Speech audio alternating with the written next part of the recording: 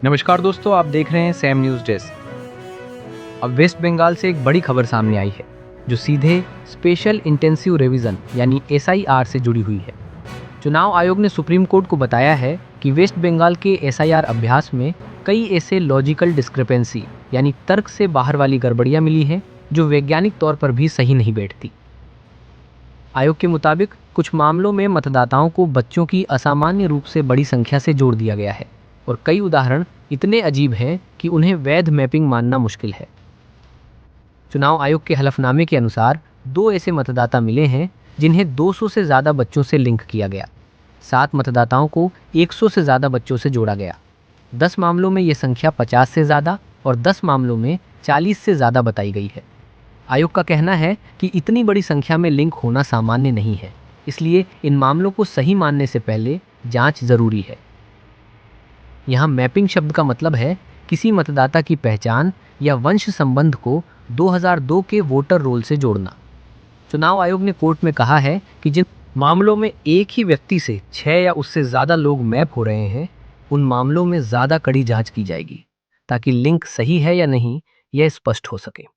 चुनाव आयोग ने आंकड़े भी दिए हैं। उसके मुताबिक वेस्ट बंगाल में 4,59,054 ऐसे केस मिले हैं जहां मतदाता के 5 से ज़्यादा बच्चे दर्ज दिख रहे हैं। वहीं 2,06,056 मतदाता ऐसे हैं जिनके 6 से ज़्यादा बच्चे दिखाए गए हैं। आयोग ने NFHS 5 का जिक्र करते हुए कहा कि भारत में औसतन परिवार का आकार 4.4 होता है, यानी सामान्य तौर पर परिवार में 2 से 3 बच्चे का पैटर्न दिखता है। लेकिन कुछ मामलों में एक ही माता पिता से 50 से ज़्यादा मतदाता जुड़े हुए दिख रहे हैं, जो असामान्य है।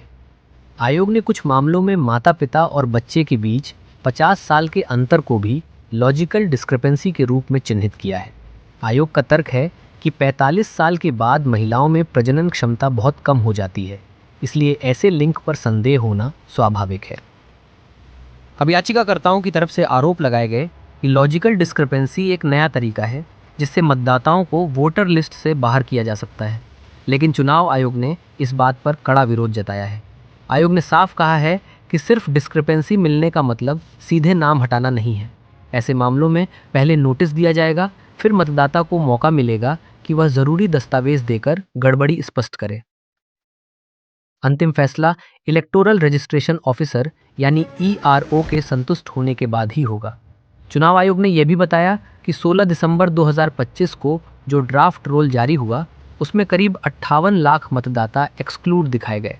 आयोग ने स्पष्ट किया कि इसे डिलीशन न कहा जाए क्योंकि ये मामले अनुपस्थिति, मृत्यु, स्थायी स्थान परिवर्तन और डुप्लीकेट एंट्री जैसे कारणों से जुड़े थे।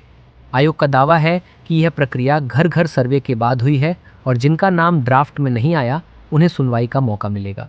आयोग ने यह भी कहा कि किसी तरह की केंद्रीकृत सॉफ्टवेयर आधारित डिलीशन नहीं की गई है। आयोग ने SIR के लिए की गई तैनाती का भी जिक्र किया।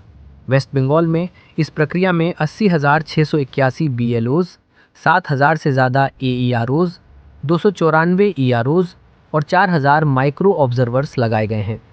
नोटिस का चरण 16 दिसंबर 2025 से शुरू हो चुका है और यह 7 फरवरी 2026 तक चलेगा। इसके साथ ही चुनाव आयोग ने यह भी कहा कि सुनवाई के दौरान राजनीतिक दलों के बूथ लेवल एजेंट्स यानी BLAs की मौजूदगी से प्रक्रिया बाधित हो सकती है। आयोग का कहना है कि सुनवाई अर्ध न्यायिक प्रकृति की होती है और केवल संबंधित व्यक्ति के लिए होती है। अगर कई दलों के एजेंट एक साथ मौजूद रहें तो माहौल और ज़्यादा तनावपूर्ण हो सकता है और सुनवाई में अव्यवस्था बढ़ सकती है। आपका इस खबर पर क्या कहना है? अपनी राय हमें कमेंट में ज़रूर बताइए। वीडियो पसंद आए तो लाइक करें, शेयर करें और सैम न्यूज़ डेस्क को सब्सक्राइब करना ना भूलें। साथ ही हमारे फेसबुक पेज को भी फॉलो करें।